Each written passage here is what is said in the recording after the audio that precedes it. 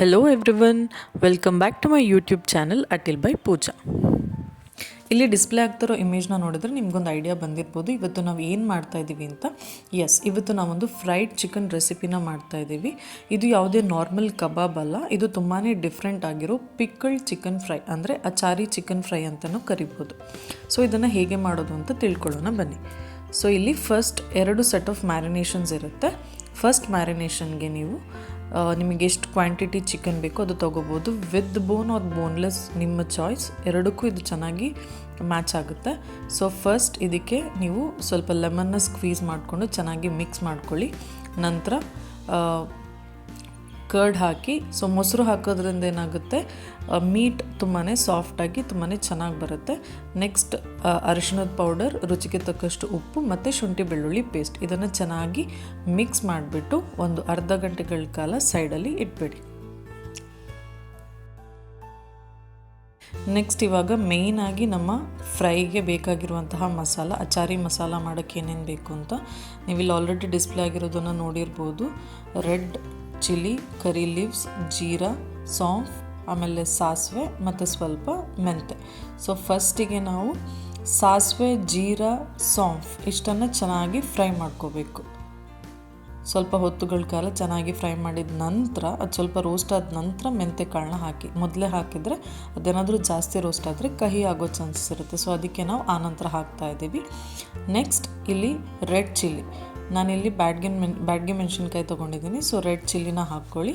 Next ಇಲ್ಲಿ ರುಚಿಗೆ ಬೇಕಾದಷ್ಟು ಅಥವಾ ಫ್ಲೇವರಿಗೆ ಬೇಕಾದಷ್ಟು ಕರಿಬೇವು, ಇಷ್ಟನ್ನು ಹಾಕಿಬಿಟ್ಟು ಚೆನ್ನಾಗಿ ರೋಸ್ಟ್ ಮಾಡ್ಕೋಬೇಕು.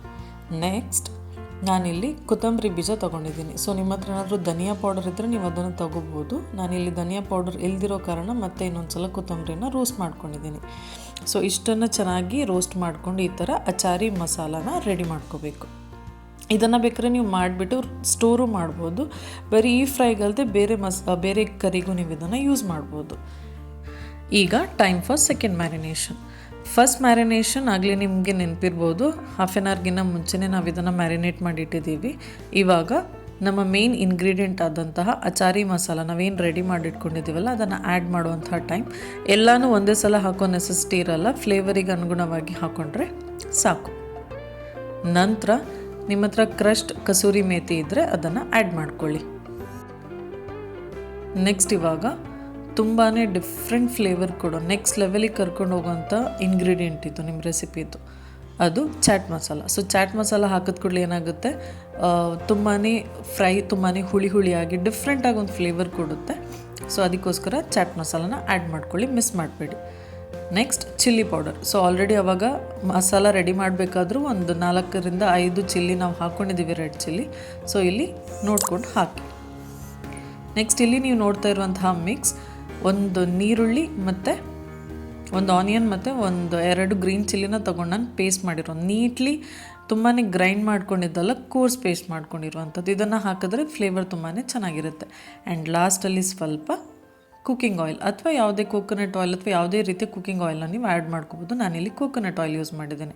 ಸೊ ಇಷ್ಟನ್ನು ಚೆನ್ನಾಗಿ ಮಿಕ್ಸ್ ಮಾಡ್ಕೊಂಡು ಇಟ್ಕೊಂಡು ನಂತರ ಇವಾಗ ನೀವು ಕಾರ್ನ್ಫ್ಲೋರ್ ಆ್ಯಡ್ ಮಾಡ್ಕೋಬೇಕು. ಏನಕ್ಕೆ ಕಾರ್ನ್ಫ್ಲೋರ್ ಆ್ಯಡ್ ಮಾಡಬೇಕು ಹೇಳಿದರೆ, ನೀವು ಯೂಶ್ವಲಾಗಿ ಕಬಾಬ್ ಮಾಡಬೇಕಾದ್ರೂ ನಿಮಗೆ ಗೊತ್ತಿರುತ್ತೆ, ನಿಮಗೆ ಕಬಾಬ್ ಅಂತ ಹೇಳಿದಾಗ ಅದು ತುಂಬಾ ಕ್ರಿಸ್ಪಾಗಿ ತುಂಬಾ ಕ್ರಂಚಾಗಿದ್ದರೆ ನಿಮಗೆ ತುಂಬಾ ಇಷ್ಟ ಆಗುತ್ತೆ.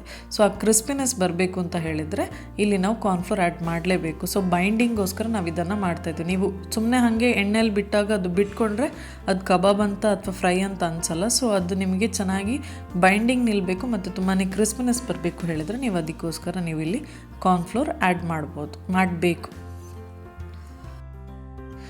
ಇಲ್ಲಿ ನಾವು ಯಾವುದೇ ರೀತಿಯ ಶಾಲೋ ಫ್ರೈ ಮಾಡ್ತಾ ಇಲ್ಲ, ಡೀಪ್ ಫ್ರೈ ಮಾಡ್ತಾ ಇರೋದ್ರಿಂದ ನಾನಿಲ್ಲಿ ಕಡಾಯಿಯಲ್ಲಿ ಎಣ್ಣೆನ ಡೀಪ್ ಫ್ರೈ ಆಗೋಕ್ಕೆ ಇಟ್ಟಿದ್ದೀನಿ. ಸೊ ಇಲ್ಲಿ ಆಲ್ರೆಡಿ ಮ್ಯಾರಿನೇಟ್ ಆಗಿ almost first half an hour ಮತ್ತು next half an hour almost ಒಂದು ಅವರ್ ಆಗಿದೆ, 1 ಗಂಟೆ ಆಗಿದೆ. ಸೊ ಎಣ್ಣೆ ಬಿಸಿ ಆಗಿದೆ ಅಂತ ಗೊತ್ತಾದ ನಂತರ ಕೇರ್ಫುಲಿ ಇವಾಗ ಒಂದೊಂದೇ ಚಿಕನ್ ಪೀಸ್ನ ನಾನು ಹಾಕ್ತಾಯಿದ್ದೀನಿ. ನೀವು ಚಿಕನ್ ಪೀಸ್ನ ಹಾಕಿದ ಕೂಡಲೇ ಯಾವುದೇ ಕಾರಣಕ್ಕೂ ಸೌಟ್ ಅಥವಾ ಸ್ಪೂನ್ನ ಹಾಕೋಕ್ಕೆ ಹೋಗಬೇಡಿ. ಒಂದು ಸ್ವಲ್ಪ ಹೊತ್ತು, ಒಂದು 2 ನಿಮಿಷ ಹಾಗೆ high to medium to high flame ಅದರಲ್ಲಿ ಇದ್ಬಿಟ್ಟು ಸ್ವಲ್ಪ ಅದು ಫ್ರೈ ಆಗಲಿ, ನಂತರನೇ ನೀವು ಸ್ಪೂನ್ ಹಾಕಿ. ನೀವು ಫಸ್ಟ್ ಹಾಕಿದ ಕೂಡಲೇ ನೀವೇನಾದರೂ ಸ್ಪೂನ್ ಹಾಕಿದ್ರೆ ಏನಾಗುತ್ತೆ, ಅದು ಬೈಂಡಿಂಗ್ ಬಿಟ್ಟೋಗುವಂಥ ಚಾನ್ಸಸ್ ಇರುತ್ತೆ. ಇಲ್ಲಿ ನೀವು ನೋಡ್ತಾ ಇರ್ಬೋದು ಎಷ್ಟು ಚೆನ್ನಾಗಿ ಬೈಂಡಿಂಗ್ ಬಂದಿದೆ, ಎಷ್ಟು ಕ್ರಿಸ್ಪಾಗಿ ನಿಮಗೆ ಇಲ್ಲಿ ಫ್ರೈ ಕಾಣ್ತಾ ಇದೆ ಅಂತ. ಹಾಗೆ ಒಂದು 6 to 8 minutes medium to high ಫ್ಲೇಮ್ನಲ್ಲಿ ಚೆನ್ನಾಗಿ ಫ್ರೈ ಮಾಡ್ಕೊಂಡ ನಂತರ ನೀವು ಇದನ್ನು ತೆಗಿಬೋದು. ಟ್ರಸ್ಟ್ ಮೀ, ತುಂಬಾ ಡಿಫ್ರೆಂಟಾಗಿ ತುಂಬಾ ಚೆನ್ನಾಗಿರುತ್ತೆ.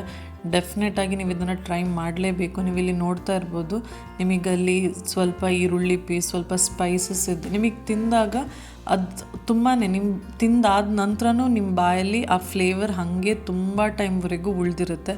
ತುಂಬಾ ಚೆನ್ನಾಗಿರುತ್ತೆ, ತುಂಬಾ ಡಿಫ್ರೆಂಟ್ ಆಗಿರುತ್ತೆ. ಡೆಫಿನೆಟಾಗಿ ಈ ರೆಸಿಪಿನ ನೀವು ಟ್ರೈ ಮಾಡಲೇಬೇಕು. ಒಂದು ಸಲ ಟ್ರೈ ಮಾಡಿ. ನೀವು ಒಂದು ಸಲ ಮ್ಯಾರಿನೇಟ್ ಮಾಡಿಕೊಂಡು ಫ್ರಿಜ್ಜಲ್ಲಿ ಇಟ್ಬಿಟ್ಟು ನೀವು 2-3 ದಿನ ನಿಮಗೆ ಬೇಕಾದಾಗ ನೀವು ಫ್ರೈ ಮಾಡ್ಕೊಂಡು ಕೂಡ ತಿನ್ಬೋದು. ಅದು ಫ್ಲೇವರ್ ಎಳ್ಕೊಂಡಷ್ಟು ಇನ್ನೂ ಫ್ರೈ ಚೆನ್ನಾಗಿರುತ್ತೆ, ತುಂಬಾ ಕ್ರಿಸ್ಪ್ ಆಗಿರುತ್ತೆ.